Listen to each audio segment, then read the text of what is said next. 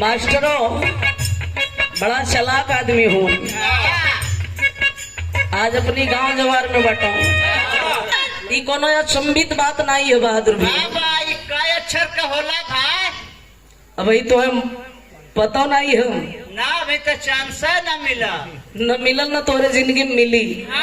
शायद एक कई बार मिली। जब 9 मन लकड़ी लेवा तब हाँ वही गंगा जी के तिरवाहे जब जइबा तब शायद पड़ता खाई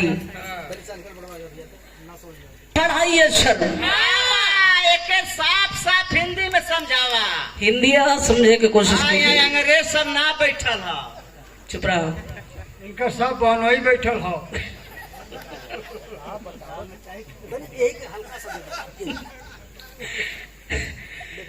LOVE इन 4 अक्षरों को मिला दिया जाए हो जाएगा लव, जिसे कहते हैं प्रेम। प्रेम ना प्रेम। प्यार करना कोई गुनाह नहीं है बाबू जी। प्यार करके जो धोखा दे देता है वही बहुत बड़ा गुनाहगार होता है। हाँ वैसे अगर एक अलग अलग कहता तो एल का मतलब होता है लेक ऑफ सरो, यानी प्यार में कष्ट भी उठाना पड़ता है। ओ का मतलब होता है ओशिन ऑफ टीयर, यानी प्यार में आंसू भी बहाना पड़ता है। भी का मतलब होता है वैल्यू ऑफ टाइम, यानी प्यार में समय का कोई कीमत नहीं होता है। ई का मतलब होता है इन लाइफ, यानी प्यार में प्रेमी प्रेमिका दोनों साथों साथ जीने और मरने की इच्छा रखते हैं। लेकिन धोखा देके लड़का फुर हो गई, प्रेमिका बड़ा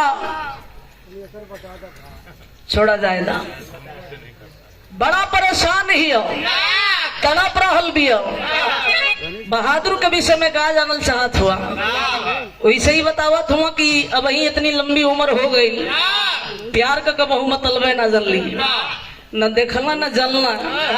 संदेह में हमन कैसे बाड़ी जा ये वही जनबा ना कैला तो इनके घर में 4 छठ जौन टहरत हमसो वो कुल कहाँ से आइल बाड़ो? इनके बाबू को।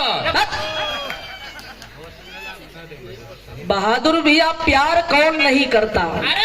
ये कोई जरूरी नहीं है कि सिर्फ एगो लड़की या लड़का प्यार करे। एक माँ भी अपनी बेटे से प्यार करती है, उसी तरह एक पिता भी अपनी बेटी से प्यार करता है, उसी तरह एक भाई भी अपनी बहन से प्यार करता है, एक ससुर भी अपने पतों से प्यार करता है। वो है बुढ़ौती का सहारा होली। वह गुड़ दे निकला बहु पानी पीला। लड़की को हक में का कहे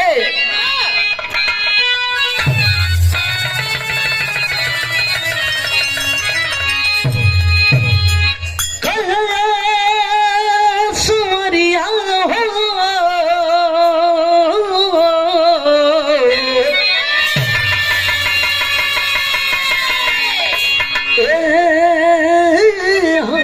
करे जा और कब आई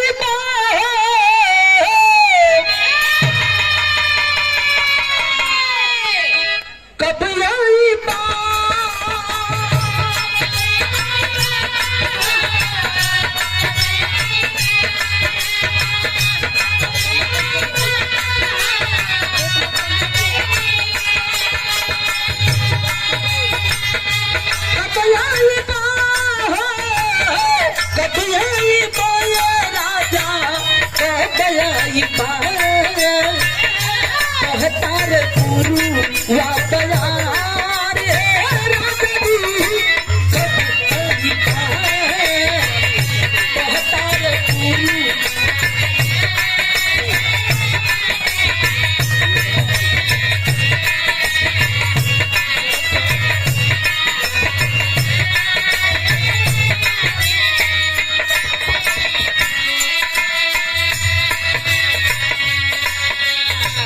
गीत रहल, लेकिन